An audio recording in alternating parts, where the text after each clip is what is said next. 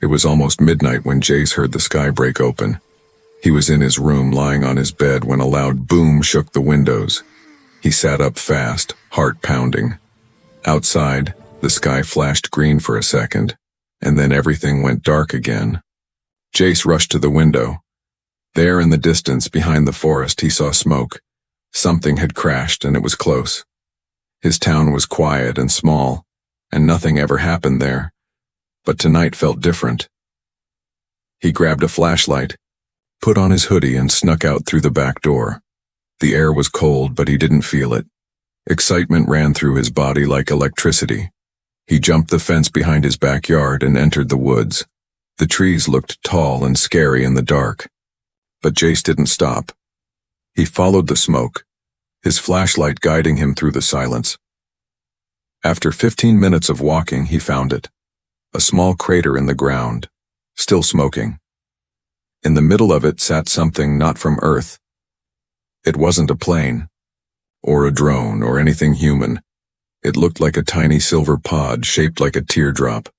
It was cracked open on one side, steam hissing from the edges. Jace's mouth fell open. He stepped closer, slowly. His flashlight shined on the inside of the pod, and he froze. There was something moving, a small shape, barely the size of his hand. It was curled up, shaking. Jace moved the light carefully, not wanting to scare it. Then, the creature looked up. It had big glowing eyes, soft blue skin, and tiny fingers. It looked like a girl, but an alien girl. She looked at Jace, her whole body trembling when he whispered, "It's okay." She whimpered and curled tighter. Jace had never felt so many things at once. Fear, wonder, worry, excitement, all mixed together. He dropped to his knees and whispered again, "I won't hurt you." The alien girl didn't move, but her shaking slowed down, just a little. He looked around, thinking fast. He couldn't leave her here. If someone else found her, like the army, they might hurt her. And if she stayed here in the cold, she might not survive the night. Jace carefully took off his hoodie and laid it on the ground. "Can you come here?" he asked gently. She didn't understand the words, but she watched his hands. Slowly, she crawled forward, still shivering. When she touched the hoodie, she stopped and looked at him. Jace nodded, smiling. "You can trust me," he said softly. She blinked, then curled up in the hoodie's sleeve like a blanket. Her eyes closed, and she made a tiny sigh. Jace's heart melted. He carefully picked up the hoodie, making a little nest with her inside. She was as light as a feather. He held her close to his chest, warming her. "I'll keep you safe," he whispered. The walk back felt longer. Jace was extra careful not to trip or shake her. He felt like he was holding a baby bird made of glass. When he reached his house, he climbed in through the back window. His parents were still asleep, and his sister was snoring. He tiptoed to his room and gently placed the hoodie still wrapped around her inside a shoebox. He added a soft cloth and a small light. The alien girl stayed curled up, her breathing slow and steady.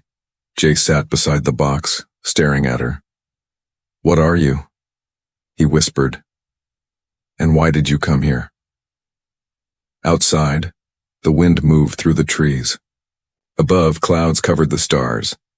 But somewhere far away, far beyond Earth, a signal was blinking in space.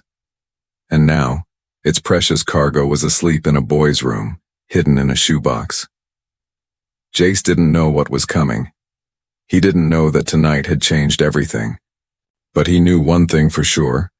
The girl in the box was not from this world, and he would protect her no matter what. Jace woke up early the next morning, even before his alarm.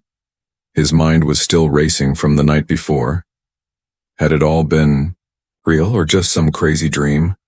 He turned quickly to the shoebox beside his bed. Carefully he lifted the lid. Inside, nestled in the soft cloth, was the tiny alien girl, still fast asleep. Her skin gave off a gentle blue glow, like moonlight on water. She looked peaceful, but her tiny hands were curled like she was ready to run. Jace exhaled with relief. It was real. She was real. He sat still, watching her. How could something so small come from so far away? He had read hundreds of comic books, watched sci-fi movies, played alien invasion games. But nothing had prepared him for this. She wasn't a monster or a threat, she was just a scared little girl. A soft noise made her eyes flutter open. They were wide and glowing, full of fear and curiosity. She looked up at Jace, then quickly covered her face with her hands. No, it's okay, Jace whispered, holding up both palms to show he meant no harm. I'm not going to hurt you. He smiled gently.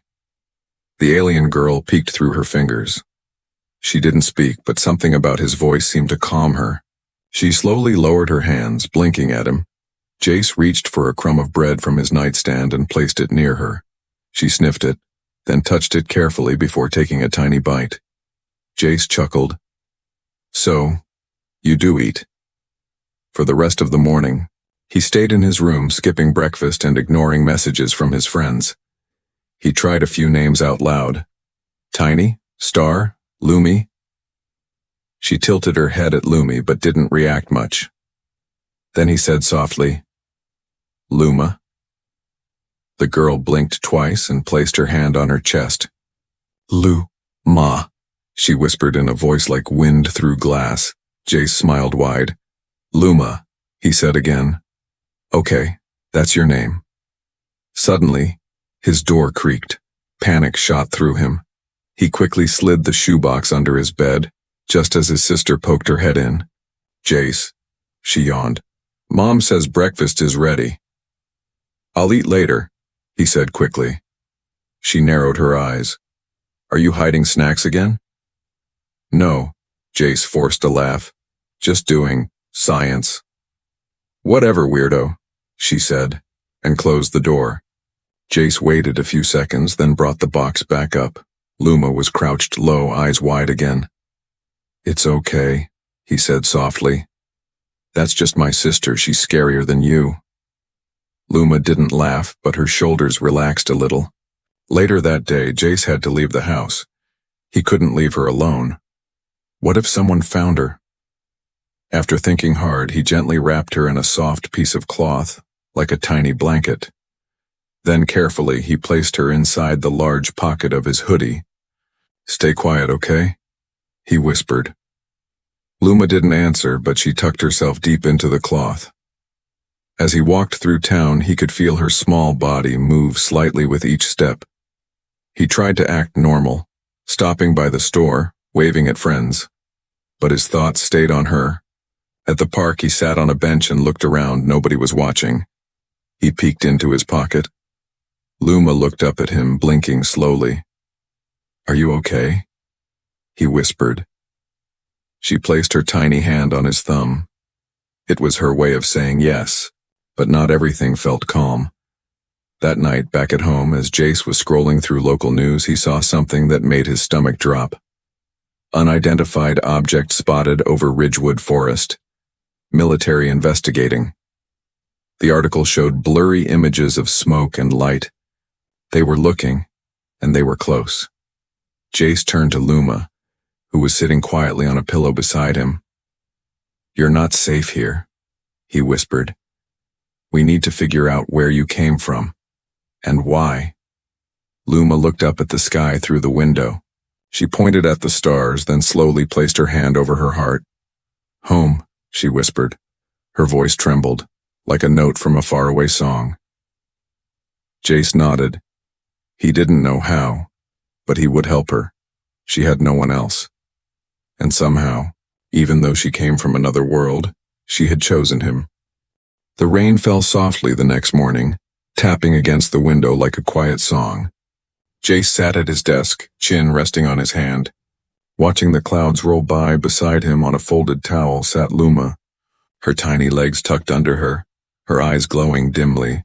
She wasn't shaking anymore, but she still looked unsure, like someone waiting for danger. 3 days had passed since the crash. Jace had hidden her from everyone, even his dad.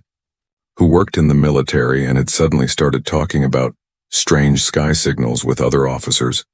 Luma was safe for now, but Jace knew that time was running out. He wanted to help her, but he didn't know how.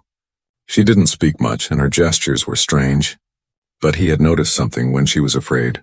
Her skin turned deep blue and flickered like candlelight. When she was calm, it glowed soft silver. Like moonlight this morning, her glow was somewhere in between. Half scared, half peaceful. "Hey," Jace said gently. "Want to try something fun?" He held up a colored pencil, bright red, and rolled it toward her. Luma looked at it, then poked it with her finger.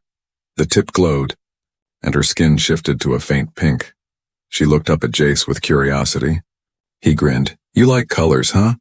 He rolled out more pencils, blue, green, yellow, purple. Each one changed her glow, just a little. She smiled for the first time. A small, shy smile. Jace felt warmth in his chest. That smile was worth more than gold. For the next hour, they played a quiet game of colors.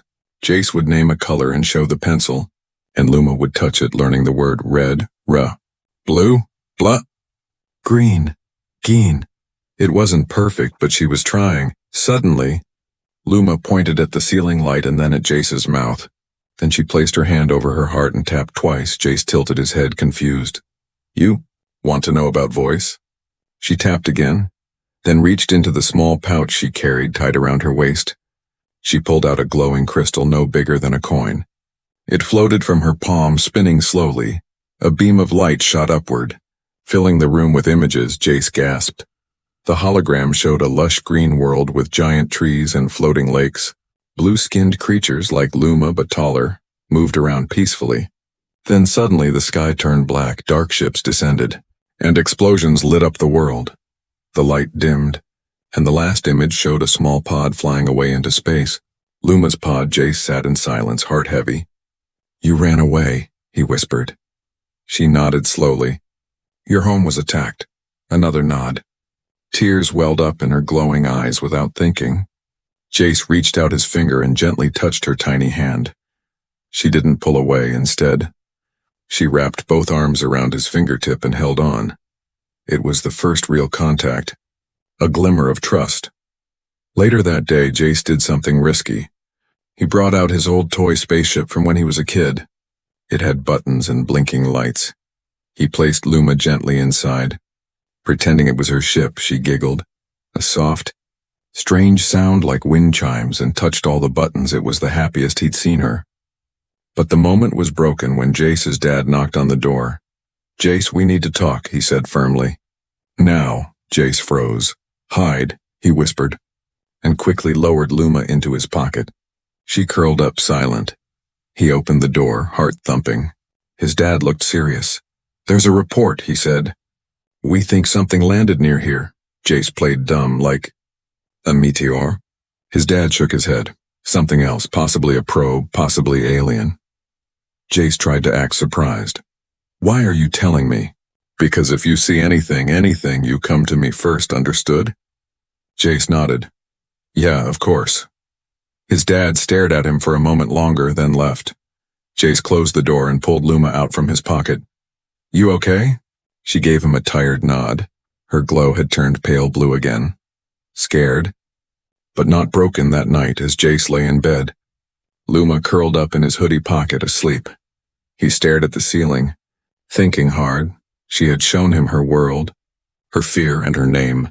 She had trusted him. Now it was his turn. He needed to find out what kind of alien tech she carried. And if others were looking for her, he had to find them first.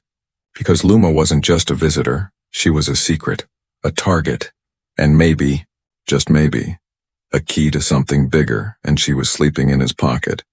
Jace had never seen anything like it before. The glowing crystal Luma showed him the day before was now hovering again, spinning slowly above his desk. It pulsed with soft blue light, then turned red, then green, then back to blue. It was like a heart trying to speak in color. Luma stood beside it, her tiny arms raised as she controlled it with gentle waves of her hands. Jace sat beside her, notebook open, eyes wide with curiosity. "Is it a computer?" he asked. Luma nodded, then tapped her fingers on the crystal's light beam. Suddenly a line of alien symbols appeared in the air, Floating in gold, they looked like a mix of stars, waves, and circles, beautiful but unreadable. Jace frowned. I wish I could understand it. Luma looked at him, then placed her hand gently on his chest, right over his heart. Feel, she whispered, not read. Jace sat still, letting the light wash over him. He couldn't read the words, but something inside him started to understand. The message wasn't just made of symbols, it carried emotion, fear, loss, warning, and hope. A new image appeared. A tall alien figure with bright eyes standing in front of a round, glowing table. It showed maps of galaxies, lines crossing stars like spiderwebs. Then, one by one, the lines started breaking, disappearing. A black shape spread across the map like spilled ink, swallowing stars as it moved. Luma pointed at the blackness, her glow turning cold blue. Hunters, she said softly. They take worlds. Jace's stomach tightened. You mean they destroyed your planet? Luma didn't answer. She just tapped the crystal again, and it showed her escape. Her tiny pod flying away while dark ships followed. She barely made it to Earth. Jace took a deep breath. You were running, he whispered, and now they might be coming here. The crystal flashed once, and then faded. The message was over. The room felt colder now. Jace looked at Luma, her small face serious and full of sadness. Why me? He asked. Why did you end up in my forest, my town? Luma hesitated, then pulled something else from her pouch. It looked like a silver coin, but when she placed it in Jace's hand, it lit up and showed his face. Jace gasped. My picture? She nodded slowly. You called, she said. He didn't understand. What do you mean, I called? Luma pointed to the sky, then to his old telescope sitting near the window. You look, she said. You shine. Jace suddenly remembered. 2 weeks ago, he had tried connecting his telescope to an old radio signal kit he built for science class. He had sent out a test signal, a simple message in Morse code. Is anyone out there? You found me because of that? He whispered. Luma gave a small smile. Your voice, she said. Warm. Jace sat back, mind spinning. His message, just a fun experiment, had been received across the stars. And now the one who answered was sitting on his desk. Smaller than his hand, but there was more. Luma raised the crystal again. This time she formed a hologram of Earth. Around it were little blinking red dots, 6 of them, moving slowly toward the planet. What are those? Jace asked, already fearing the answer. Ships, Luma said. Hunters. Jace leaned closer. Are they here for you? Luma nodded, her glow dim. They follow light, she said. They eat what shines. Jace's mouth went dry. We have to tell someone. But Luma's eyes went wide with fear. She shook her head. No army, she whispered. No guns. Jace understood. If the army found her, they might lock her up, or worse. And if they attacked the hunter ships without understanding, it could start a war. He needed to be smart. Suddenly, his laptop screen flickered. A strange signal appeared, a pulsing wave like the one from Luma's crystal. It wasn't just a picture this time. It was a full broadcast. Jace clicked it open. On the screen was a symbol, not human, but similar to the one Luma showed. A countdown was ticking. Less than 5 days. What is this? He asked. Luma touched the screen. They come when time ends, she whispered. Jace stood up. Then we have 5 days to figure this out. Luma looked up at him, tiny but fierce. Together they nodded. The silent message was no longer silent. It had become a warning. And Jace had just 5 days to act before the stars brought danger to his doorstep. It started with a hum, a low sound, barely louder than a whisper. Jace was asleep, the room dark, quiet, peaceful.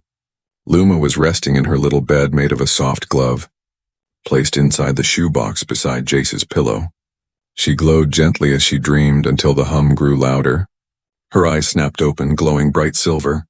She sat up, her body tense. Something was wrong. Downstairs the house creaked, not the usual kind. A different sound, like footsteps, but slow, careful, silent. Jace stirred, opening his eyes just as Luma leapt from the shoebox and landed on his chest. Hide, she whispered. Jace blinked, confused. Still half asleep. What is it? She didn't answer. She just pointed at the window. Jace turned his head. There outside was a red blinking light, moving slowly past the glass like an insect. But this was no drone. Its shape was sharp and quiet, with eyes that glowed, scanning every corner.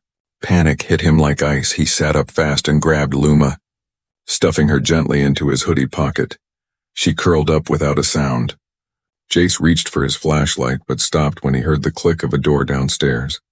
Someone or something was inside the house. He moved to his door, opened it slightly.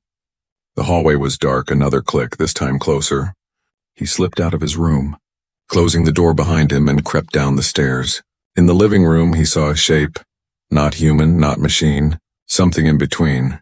It stood tall, with long arms and legs like metal branches, and a mask that blinked with lights. It wasn't searching for gold or food. It was scanning, looking, hunting. Jace backed away, heart racing. His foot hit the floorboard and it squeaked. The creature's head turned sharply. Its glowing eyes locked on him. It didn't speak, it moved. Fast, Jace bolted up the stairs. 2 steps at a time, the creature followed. Its steps silent but swift. He reached his room and slammed the door shut. The creature hit it hard from the other side. Boom, boom, boom. Luma climbed out of his pocket, her glow now pulsing red. She held up the crystal in both hands and shouted a word in her language. The crystal exploded with light, forming a glowing shield around the room. The door flew open, but the creature couldn't enter. It hissed and backed away, shielding its face from the energy. Jace stared at the barrier, eyes wide. You saved us, he whispered. Luma looked weak, her legs shaking. Not long, she said. It breaks soon. The creature turned and ran. Disappearing into the dark, Jace dropped to the floor. Heart pounding like a drum, Luma collapsed in his palm. The light from the crystal fading, he lifted her gently. Are you okay? She nodded weakly. Too much power, she whispered. Need rest. Jace tucked her back into the glove bed, placing the crystal beside her. He sat back, hands on his face. What had just happened? That wasn't human. That was something else, something from the ships chasing her. The next morning, Jace walked the woods behind his house, looking for answers. He reached the spot where Luma's pod had crashed. The crater was still there, but now covered in strange marks, lines in the dirt, like someone or something had been crawling around it. He noticed something shiny near a tree, a broken piece of metal, smooth and cold, glowing faintly blue. He picked it up and slipped it into his backpack. He didn't know what it was, but he knew it was part of the intruder. That night, Jace scanned the news. No one had reported anything. No break-ins, no sightings. The world didn't know it had been visited, but Jace knew, Luma knew. And now they had proof. Back in his room, Jace laid the metal piece on his desk. Luma sat beside it, eyes narrowed. Tracker, she said. They send drone before hunters. Jace frowned. So that thing last night was a scout? She nodded slowly. It finds light, she added. Pointing to the glowing crystal, Jace sat up straighter. Then we need to hide the light. Luma touched the crystal and dimmed its glow, but she looked worried. Hiding not enough, she whispered. We must send signal back to who? Jace asked. Luma placed her hand over his. To those who still fight, she said. Jace understood. There were others, out there in space, still resisting the darkness, and Luma needed to reach them. But now the hunters knew she was on Earth, and they weren't going to stop. The house was quiet, too quiet. Outside a storm was building, clouds swirling like a warning in the sky. Inside, Jace was asleep at his desk, head resting on his arm. Luma lay curled in her glove bed, wrapped in soft cloth like a baby bird. For 2 nights there had been no danger. No intruders, no strange signals.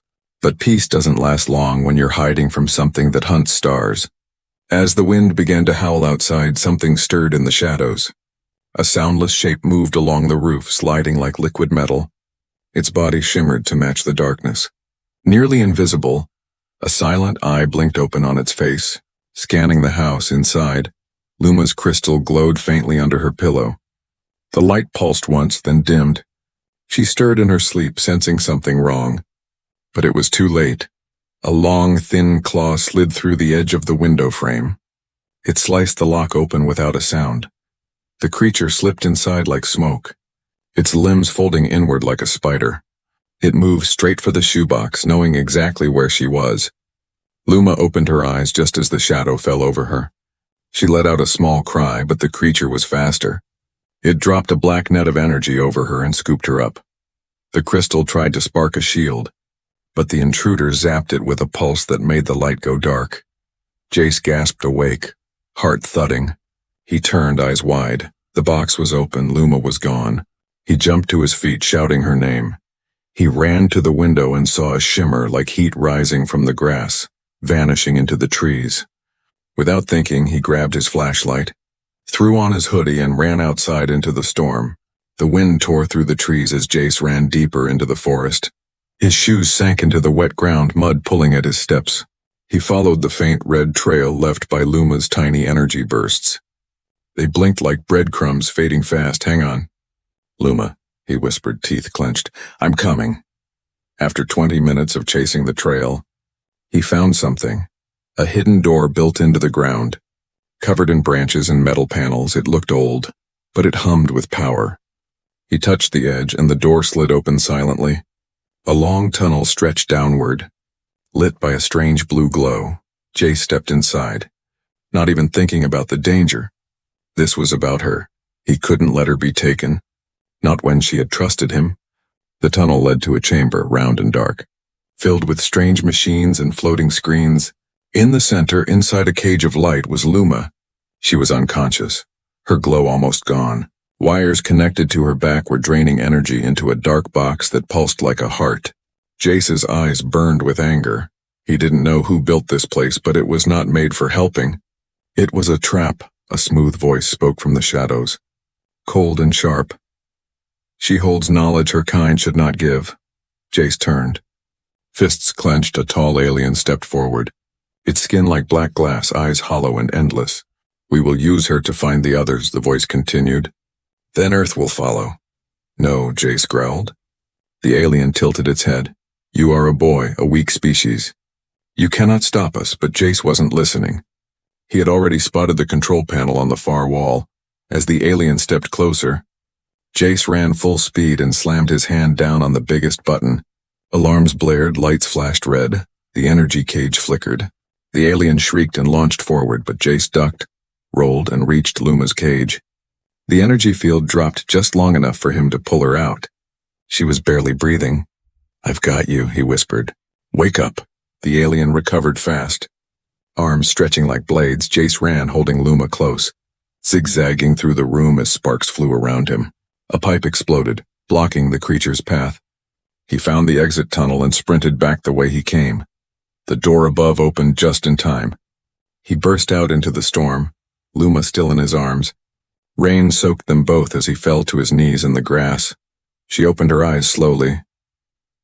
Jace? He smiled, tears mixing with rain. You're okay now. Lightning flashed above, and for a second, he saw the black ship hovering silently behind the clouds, watching, waiting. This wasn't over, but tonight she was safe back in his room. He placed her on a towel and wrapped her in warm cloth. The crystal was still dark, but she pressed her hand to it. A small glow returned, weak but alive. Jace sat beside her the whole night. Never sleeping, he had saved her, but now he knew. If they could take her once, they would try again. And next time, they might not just want her. They might want everything. The sky above Jace's town was no longer just blue. Now it held secrets, now it watched. 3 days had passed since the rescue. Luma had healed slowly, her glow returning bit by bit. But her smile was weaker, her energy quieter. Something inside her had changed. She had seen how close the darkness really was. Jace spent his time fixing the crystal, using tools from his dad's shed and pieces from old gadgets. Luma guided him with soft gestures and blinking lights. She couldn't do it alone, not anymore. Her power had limits, but Jace, he had determination. One evening, as the sun dipped behind the trees, Luma stood on the windowsill. She looked up at the stars, then turned to Jace. It's time, she said. Time for what? He asked, stepping closer. Time to answer, she whispered. Time to speak back to the stars. They activated the crystal again, but this time it didn't show memories. It created a signal, one made of light, color and sound. A pulse that climbed into the sky, past the clouds and beyond, a call for help. A warning. A message from Earth sent by two unlikely allies. The moment the signal left Earth's atmosphere, something responded from beyond the moon. A shadow shifted. One of the hunter ships changed course. Speeding toward the origin of the light, back on Earth, alarms began to rise. Military scanners picked up something massive approaching at high speed. The government declared a weather anomaly. But behind closed doors, generals whispered the word alien. Jace's father was one of those generals, and he knew something wasn't right that night. He knocked on Jace's door with serious eyes. "We need to talk," he said. Jace hesitated behind him. Luma hid under the desk, silent and small. "I know about the crash," his father said. Jace froze. "I saw the reports, the energy spikes, the missing satellite footage." He leaned in closer. "Are you hiding something?" Jace looked at the floor. "Yes," he whispered. His father's eyes narrowed. "Show me."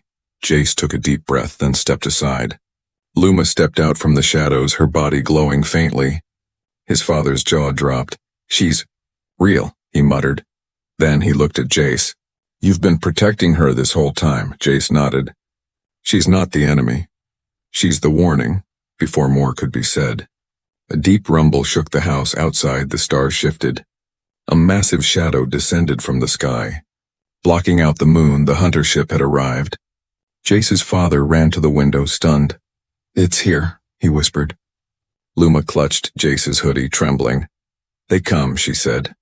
"They speak with fire." Suddenly, beams of light rained down from the ship, not to destroy, but to scan. The military scrambled, jets flew overhead. Tanks rolled through the streets. People panicked, thinking it was the end. But Jace knew better. He ran outside with Luma in his arms. His father followed, trying to stop him. "What are you doing?" he shouted. "She's the only one they'll listen to," Jace replied. They reached the open field outside town. The ship hovered above like a giant shadow with blinking red eyes. Then, a circle of light opened in the sky and a beam shot down in front of them. From the beam stepped a tall, sleek figure, part metal, part living energy, a hunter ambassador. It spoke in a voice that echoed inside their minds. "Return the spark," it said. "Return the girl, or this world will dim." Jace stepped forward, holding Luma. "No," he said. "She's not a spark. She's a life." The being tilted its head. "This planet is not protected," it replied. "You are not part of the Star Pact." "But we sent a signal," Jace said. "She did, we both did." He held up the glowing crystal. "We answered her call, and now she's part of us." For a moment, silence, then above the clouds parted. Another light descended. Brighter, purer. Another ship arrived.